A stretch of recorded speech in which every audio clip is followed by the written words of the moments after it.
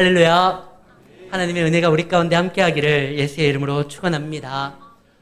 양치기 소년에 대한 이야기를 우리가 알고 있습니다. 그가 거짓말을 하게 되죠. 늑대가 나타났다. 들에서 양을 치다 보니까 무료하기도 하고 심심하기도 해서 그는 장난을 칩니다. 그의 장난에 동네 사람들이 화들짝 놀라서 그를 보호하고 지켜주려고 그들이 뛰쳐나옵니다. 그 모습이 이 양치기 소년에는 굉장히 재미가 있었어요. 그래서 이 일을 몇 번이나 반복을 합니다. 그러다가 진짜 늑대가 나타나죠. 늑대가 나타났다.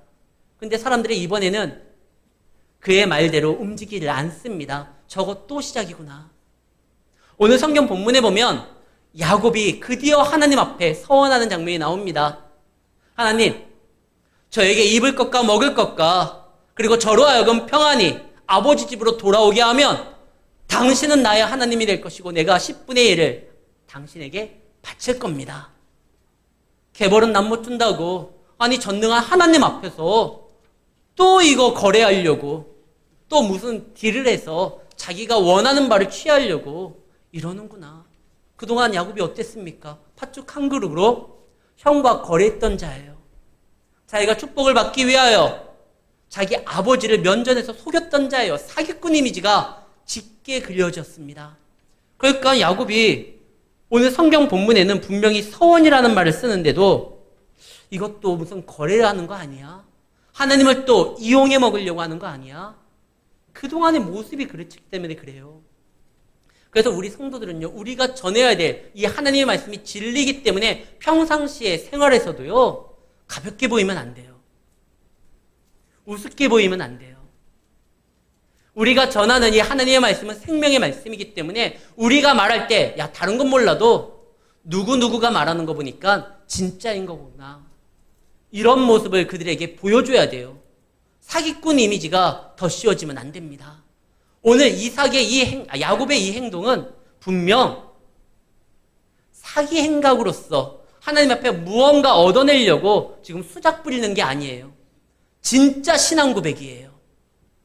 오늘 어떻게 되어서 이 야곱이 하나님 앞에 자신의 신앙 고백으로 서원을 하게 되었고 그리고 그 서원에 대해서 하나님은 어떻게 반응하셨고 이것이 오늘날 우리에게 어떠한 영향이 있는지를 한번 살펴보려고 합니다. 먼저 지금 이 야곱이 하고자 하는 일은 아까도 이야기했지만 하나님 앞에 거래하자는 것이 아닙니다.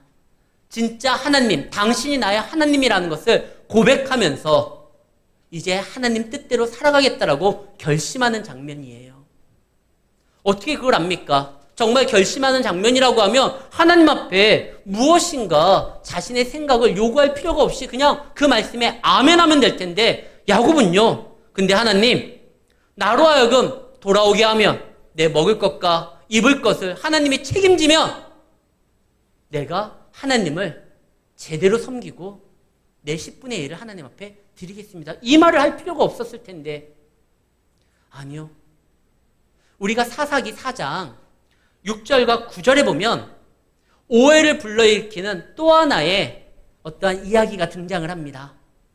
사사시대 때 굉장히 유명했던 드보라라는 여선지자가 있었어요. 하나님이 말씀이 시기했던 그 시대에 말씀을 사모하고 하나님의 말씀을 마음에 품고 있었던 선지자 드보라를 통해서 이스라엘을 구원할 계획을 알려줍니다. 바락이여 일어나라. 그래서 드보라 선지자가 바락에게 이렇게 말을 합니다. 바락이여, 아보나임의 아들 바락이여 일어나라. 하나님께서 오늘날 너와 함께 할 것이다. 그러니까 너는 10,000명의 사람을 이끌고 저 야빙왕 군대 장관 시스라를 쳐라. 하나님이 너로 하여금 승리를 허락할 것이다. 이렇게 말을 해요. 그때 바락이 드보라에게 어찌 보면 믿음 없는 것 같은 이야기를 하죠. 당신이 가면 내가 가겠고 당신이 가지 않으면 내가 가지 않을 겁니다. 아니 믿음이 있는 사람이 하나님이 가라고 하면 가는 거지 뭔 조건을 달아요. 당신이 가면 갈 거고 당신이 안 가면 안 갈 겁니다. 그러니까 9절에서 드보라가 이렇게 말을 합니다. 내가 너와 함께 갈 것이다. 그런데 이번 길에서 너는 영광을 받지 못할 것이다. 왜? 그 군대 장관 시스라를 여자의 손으로서 없앨 거니까. 너는 영광 받지 못할 것이다. 그래서 이게 많은 오해를 불러일으켜요. 만약에 바락이요, 그 드보라를 통해서 전해진 하나님의 말씀을 있는 그대로 믿고 순종하여 나갔으면 영광을 받았을 텐데, 당신이 가야지 간다라는 조건을 다니까 목숨 걸고 싸웠지만 영광은 없고 그냥 힘은 들고 이렇게 된 거 아니냐. 천만에요. 그렇게 보면 안 돼요. 히브리서 11장 32절에 보면은요, 오늘 본문에, 그러니까 사사기 4장에 등장하는 인물 중에 믿음의 사람이라고 그 이름이 올려진 사람은 드보라가 아니라 바락이에요. 기드온, 바락, 삼손 있다. 그는 분명히 믿음의 사람이라는 거예요. 왜 조건을 달아서, 조건 단 이유가 아니에요. 그는 믿음이 연약합니다. 말씀 하나만 붙들고 나아가기에는 그의 신앙이 아직 성숙되지 못합니다. 그래서요, 그때 말씀을 가지고 있었던 드보라, 당신은 하나님의 말씀이 항상 함께하니 당신은 하나님의 임재의 상징이니까, 당신이 간다는 건 하나님이 함께한다는 거니까, 내 믿음이 연약하니 나를 불쌍히 여겨줘서 말씀 하나로만 안 되지만 그래도 저는 갈 겁니다. 당신이 함께한다는 걸 보여준다면요, 이거예요. 안 가겠다는 것이 아니라, 그가 조건을 달았기 때문에 영광이 없는 것이 아니라 원래 이 전쟁에는 그에게 돌아갈 영광은 없습니다. 하나님은 우리의 영광을 위해서 싸우시는 분이 아니에요. 우리가 그분의 영광을 위하여 살아가는 거죠. 그럼 영광도 없이 전쟁터에서 피태기게 싸웠는데 아무것도 없고, 이거 뭐 우리만 고생하고 영광 받는 거 하나님이고 그분만 좋은 일 하는 거 아니냐? 천만에요. 사사기 4장은 바락이 싸웁니다. 그리고 사사기 5장에 뭐가 나오냐면 바락의 찬양이 나옵니다. 드보라와 바락이 찬양을 해요. 영광은 없지만 찬양과 감사와 기쁨이 있는 것이 바로 성도의 삶입니다. 2002년 한일 월드컵 때요, 그 전에 월드컵 때 단 한 번도 우리가 1승을 거둬본 적이 없어요. 그랬던 우리나라가 그 축구 강국들을 물리치고 4강까지 올라갑니다. 황선홍이, 홍명보가, 이천수가 그렇게 열심히 뛰어가지고 우리나라에 승리를 가지고 옵니다. 그래서 그때 많은 CF도 선수들이 찍게 되고 해외로도 나아가고 그들을 막 칭송하고 막 사람들이 좋아했잖아요. 영광은 그들이 받지만 대한민국 전체가 기뻐하고 행복했습니다. 그들이 누군데요? 우리를 대표하는 자들이잖아요. 그래서 저들의 승리가 곧 우리의 승리가 되어서 모든 국민들이 다 기뻐한 겁니다. 하나님의 영광을 받습니다. 그분이 누군데요? 우리를 부려먹는 어떤 악덕 고용주가 아니라 우리를 사랑하는 우리의 아버지입니다. 그분이 영광을 받을 때 우리는요, 감사할 수 있고 기뻐할 수 있고 찬양할 수가 있는 거예요. 영광보다 찬양하는 삶이, 감사하는 삶이 더 좋은 거 아닙니까? 이런 말이 있잖아요. 왕관을 받는 자 그 무게를 견뎌라. 하나님의 그 영광은 우리가 받기에 너무나 엄청난 거기 때문에 영광은 하나님이 받으시고 우리는 그 안에서 기뻐하며 감사하겠습니다. 찬양하겠습니다. 이거 아닌가요? 바락은요, 믿음 없었던 게 아니에요. 내 믿음이 연약하니까 당신이 말씀과 함께하는 드보라 선지자, 당신이 함께하면 하나님이 함께한다는 걸 내가 더욱더 확신 가운데 나갈 수 있으니 당신이 가면 가겠습니다. 영광 없다? 괜찮습니다. 영광은 하나님이 받으시고 저는 그 영광 가운데 높임을 받는 하나님을 찬양하겠습니다.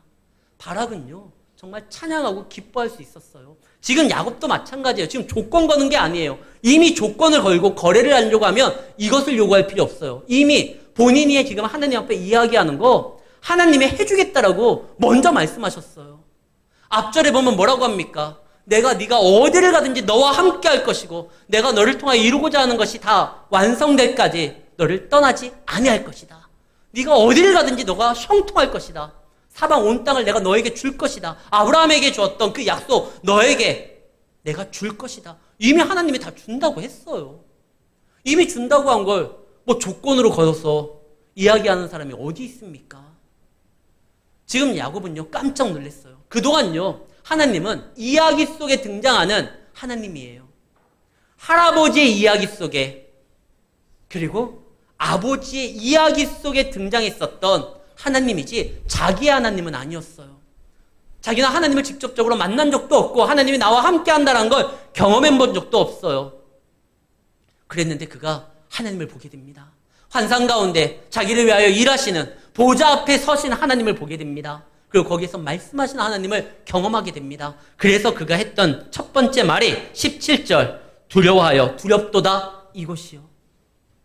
그동안 하나님은 이야기에서나 등장하는 전설적인 인물로서 생각을 했었는데 하나님이 살아계시고 지금 이 순간 나와 함께 하셨구나. 이곳이 보니까 내가 있는 이곳이 내가 서 있는 이곳에 하나님의 시선이 있고 하나님의 마음이 있었고 하나님이 나와 함께하는 장소였구나. 그걸 잊어버린 거예요. 그러다가 이제 알게 되었습니다. 하나님은 정말 우리 가문에 약속을 붙든 자와 함께하는구나. 내가 그동안 속이면서 살아갔고 하나님은 나와 상관이 없는 분이라고 생각하고 그분이 이미 허락한 그 축복만을 갖기 위하여 형도 속이고 아버지를 속였는데 내가 잘못했구나. 우리는 항상 하나님 앞에 선 그러한 신앙으로서 살아가야 됩니다. 종교개혁자들의 모토가 그거예요. 코란데오, 하나님 앞에 서라는 거예요. 우리는 교회에서는 하나님이 이곳에 함께 한다는 것을 느낍니다. 내 예배를 받아주시고 내 찬양을 받아주시는 그 하나님을 우리는 경험합니다. 그러나 교회뿐만 아니라 교회 밖에서도 하나님의 자녀가 어느 곳에 있든지 하나님은 그곳에 계십니다. 그러면서 우리가 행동해야지만 흐트러짐이 없는 거예요. 애굽의 총리였었던 요셉이 어떻습니까? 그의 주인이었었던 보디발, 그 아내가 요셉과 함께 하자고 요셉을 유혹합니다. 그때 요셉이 했던 유명한 말이 이거예요. 내가 어찌하여 살아계신 하나님 앞에 범죄할 수 있습니까? 지금 집안에 아무도 없다라고 당신은 이야기하면서 나를 유혹하려고 하는데 왜 없습니까? 살아계신 하나님이 지금 이 모든 것을 보고 계시는데요. 요셉은 그런 행동을 하니까 그는 믿음의 사람으로서 바르게 세워질 수가 있었던 겁니다. 근데 야곱은 그동안 몰랐어요. 그러다 알게 되었어요. 두렵도다. 하나님이 늘 나와 함께 하셨구나. 내가 있는 곳에 하나님이 역사하셨구나. 내 행동을 하나님의 시선이 다 지켜보셨구나. 두렵도다 이것이요. 그러면서 그가 하나님이 이제 살아계신 분이라는 것을 고백하게 됩니다. 그리고 그동안 엉망의 삶을 살았지만 이제 하나님 앞에 자신을 내어놓습니다. 감히 이제는 하나님 앞에 조건을 달아서 하나님 이거 해주면 이렇게 해야 됩니다. 이럴 생각을 못해요. 만약에 예전에 사기꾼 기질이 그대로 남아가지고 이 순간 이야기했으면 사실 야곱은요 다르게 말했어야 돼요. 이미 이것은 하나님이 주시겠다고 한 거예요. 그것을 뭐 조건을 달아요. 다른 걸 해야죠. 제가 이제부터 가는 곳에 제 취향에 맞는 어떤 여인을 만나게 해줘야 되고 처갓집의 수준은 어느 정도 돼야 되고 내가 이제 다시 돌아올 때 어느 정도는 확보하고 와야 되고 뭐 이런 걸 얘기해야 되는데 그런 걸 말 안 해요. 내가 아버지 집에 돌아오게 되면 그냥 돌아오는 것만 얘기해요. 그동안 형이 차지하고 있었던 그 아버지 재산을 다시 내가 얻을 수 있게 하나님께서 역사해야 됩니다. 재산에 대해서는 일절 아무 말도 안 해요. 그냥 돌아오게만 해주십시오. 그때 당시에 이삭의 집은 구약의 교회입니다. 아브라함의 집과 이삭의 집은요, 그때 당시에 하나님의 말씀이 있고 약속이 있고 예배가 있는 교회였던 곳이에요. 이제 야곱이 살아계신 하나님을 직접 보게 되고 그 음성을 듣게 되니까 참 부질없었구나. 내가 여태까지 행동했었던 것이. 하나님, 당신은 나의 하나님입니다. 근데 내가 지금 믿음이 약합니다. 그러니까 지금 하나 언약을 세움으로 인하여 제가 서원함으로 인하여 그 약속에 저를 좀 붙들어 매고자 합니다. 하나님 저와 함께하여 주시옵소서. 우리는 하나님과 관계를 맺고 언약을 맺으면 왠지 손해볼 것 같은 기분이 드는 사람들이 있어요. 교회 다니지. 아유 교회 가면 술도 못하고 담배도 못하고 교회 다니지. 아유 그럼 놀러도 못 가고 매일 주일마다 교회 나와야 되고 매이게 되고 힘들어. 아니요. 가만히 생각해 보세요. 하나님이 가지신 거와 우리가 갖고 있는 거 그리고 하나님의 지위와 우리의 위치가 이게 비교가 됩니까? 근데 언약은요 동등된 가운데서 우리가 서로 함께 하겠다라고 약속을 맺는 것이에요. 하나님이 오히려 손해예요. 우리보다. 우리가 괜히 하나님을 믿으면 뭐 비용도 들어가야 되고 헌금도 해야 되고 또 교회에서 부르면 또 나와가지고 봉사도 해야 되고 이거 손해 같다. 하나님이 훨씬 손해예요. 그분 온 우주에서 가장 자유로우신 분입니다. 그가 하고자 하는 모든 것들을 당신이 결정만 하시면 실행하실 수 있는 분입니다.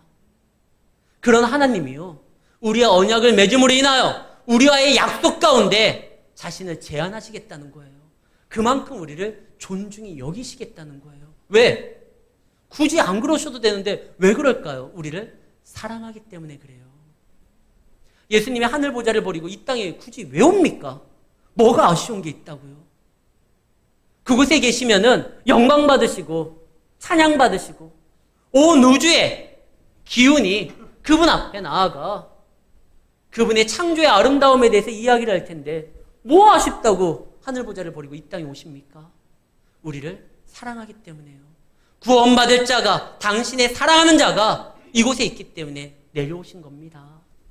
우리와 하나님과의 관계는요, 우리가 손해가 아니라 하나님이 100% 손해예요. 그럼에도 우리를 관계 맺으려고 오십니다. 성경에 보면은 오늘 야곱이 이야기했던 것을 우리가 부부의 관계에서 좀 생각을 해봐야 돼요. 성경에서 많은 언약에 대한 내용을 설명할 때요, 가정의 관계, 부부의 관계나 아니면 아버지와 자녀의 관계로 설명할 때가 많습니다. 왜냐하면 가정을 세우신 분도 하나님이고 생명을 주신 분도 하나님이거든요. 그렇기 때문에 그가 주신 거에 대해서 하나님과 우리와의 관계를 설명하기가 아주 좋아요. 지금은 좀 달라요. 결혼이라는 것이 부부와 남편의 역할이 고대근동아시아 때는 좀 차이가 납니다. 요즘에는요, 능력 있는 여성분들이 남편에 대해서 이렇게 신랑감에 대해서 이야기할 때 그냥 성실하고 건강하면 됩니다. 직업은요, 제가 잘 벌고 있으니까 제가 먹여 살리면 됩니다. 이런 여성들도 있어요. 요즘에는 사회적으로 진출하는 분들이 많기 때문에요, 여성분들이 훨씬 경제적으로 영향력 있거나 아니면 사회적으로 지위가 있는 분들도 많아요. 근데 고대근동 아시아 때는 안 그래요. 이때는요, 여성이 사회적 활동을 할 수가 없습니다. 남편이 하는 거예요.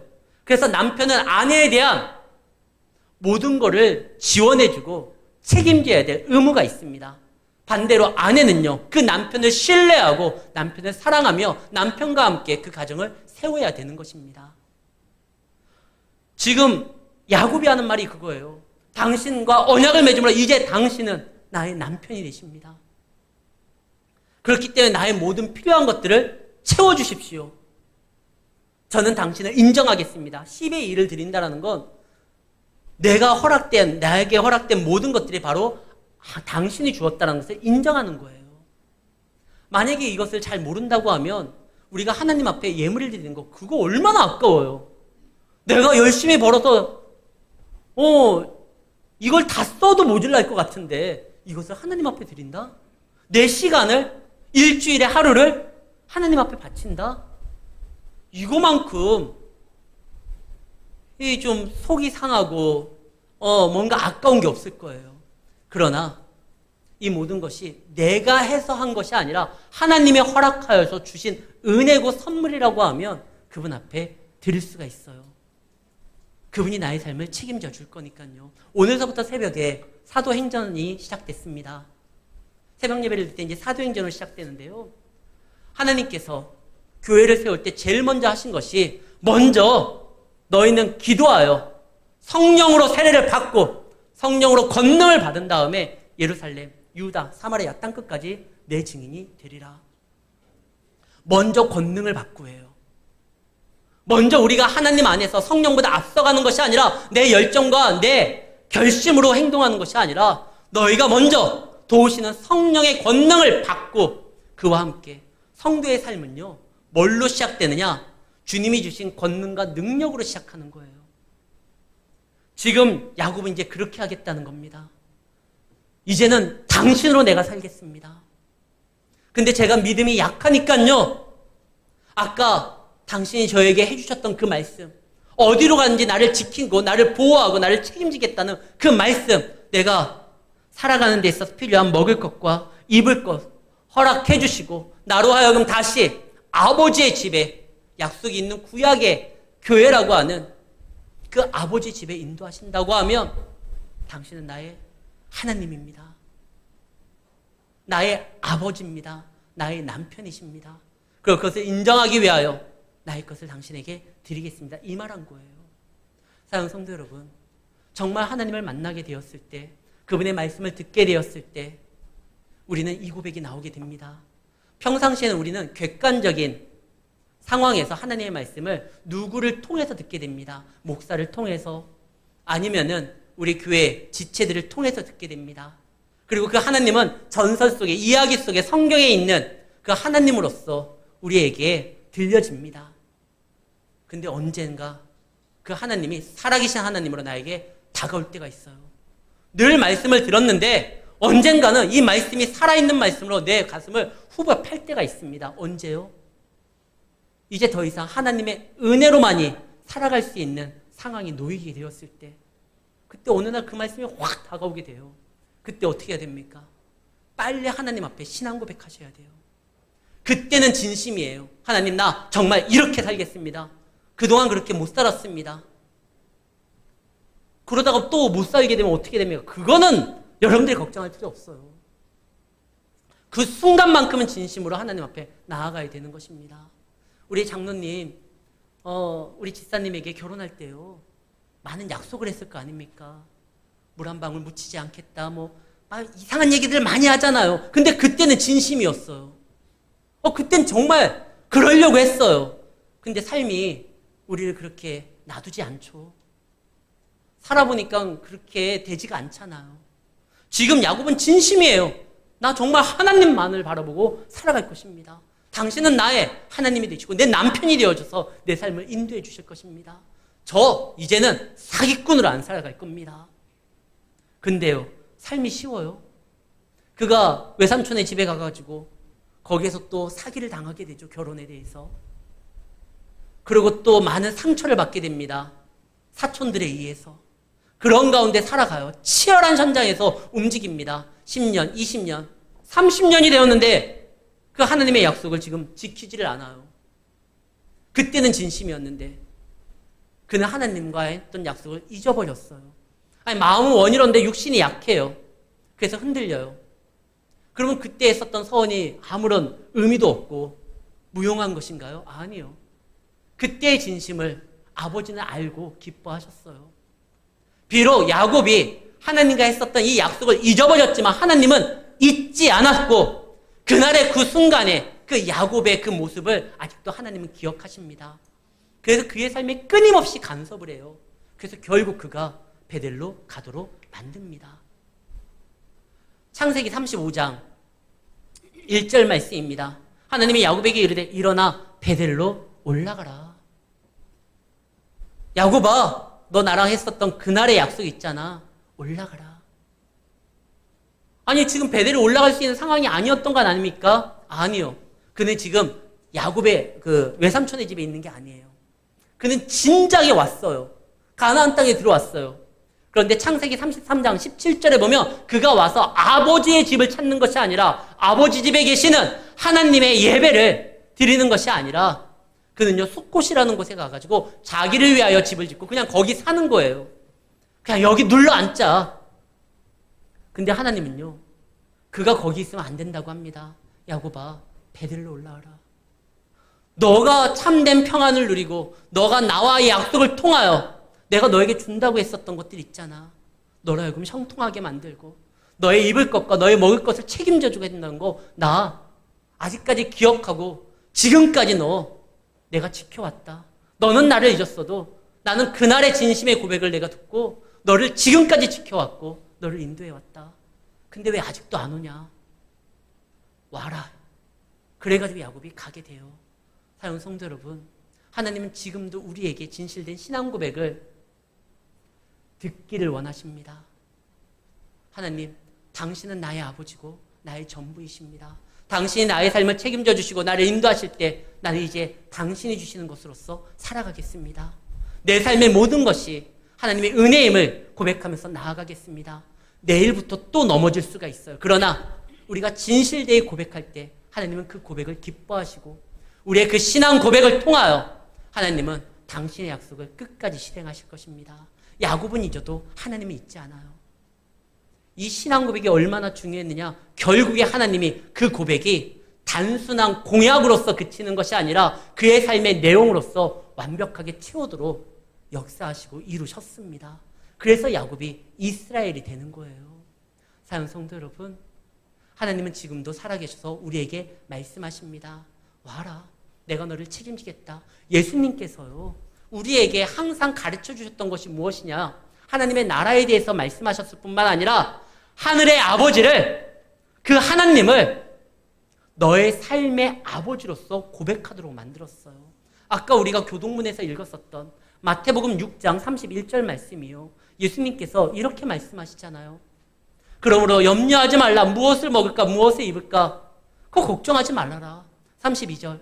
이것은 다 이방 사람들이 구하는 것이고 너희 하늘 아버지께서, 너희의 하나님이, 너희의 여호와가 아니라 너희 하늘 아버지께서, 천부께서 너희를 보호하시고 지키실 것이다. 염려는요, 사단의 무기입니다.